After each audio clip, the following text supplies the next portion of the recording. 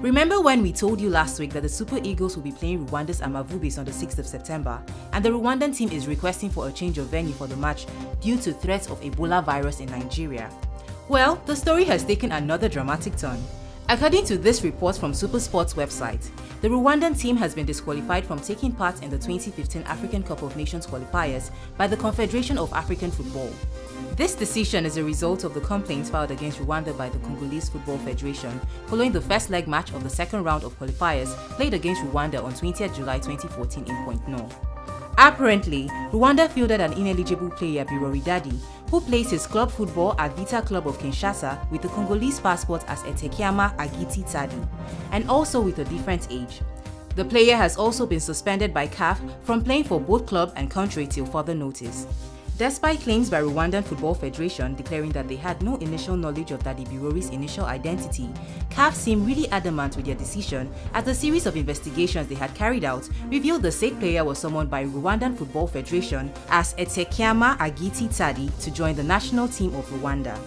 So, following this rather disconcerting event and the removal of the Amavubis from the series, Nigeria's Super Eagles will play DR Congo on the 6th of September at the UJS Wene Stadium in Calabar, Nigeria.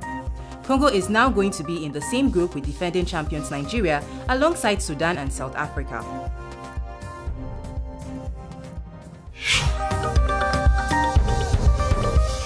Still talking sports, Nigeria's Falconers surely do have their eyes on the prize at the 2014 FIFA Under-20 Women's World Cup in Canada.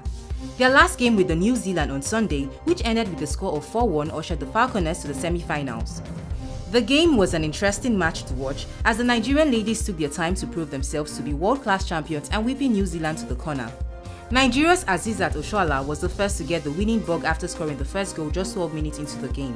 The next goal found the net just after 31 seconds. Oshoala was a real menace to the Oceania team, and she definitely didn't come to the pitch to play around, as just some few minutes into the game, she tactfully doubled her tally. Though New Zealand scored a consolation goal towards the end of the game, the Falconets made sure they evened out their goals with a neat extra net-boggling goal from Nigeria's Uchechi Sunday.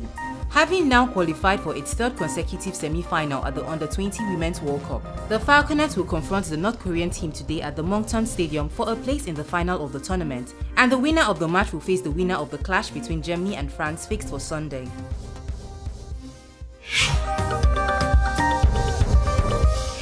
Nigeria has some more pleasant news to share with regards to the very fatal Ebola disease, as 4 patients have been certified clean and discharged from the Ebola Isolation Center in Lagos, Nigeria, after undergoing treatment for the deadly disease.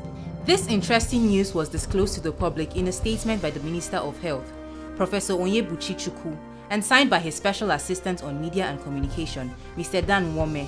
The statement read, "The Minister of Health, Professor Onyebuchi Chukwu, has announced that 4 additional confirmed cases of Ebola virus disease who have been managed successfully and are now disease-free have been discharged home today.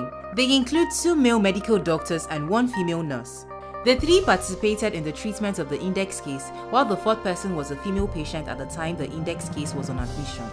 This brings to 5 the total number of patients diagnosed with Ebola virus disease who have now been discharged from hospital.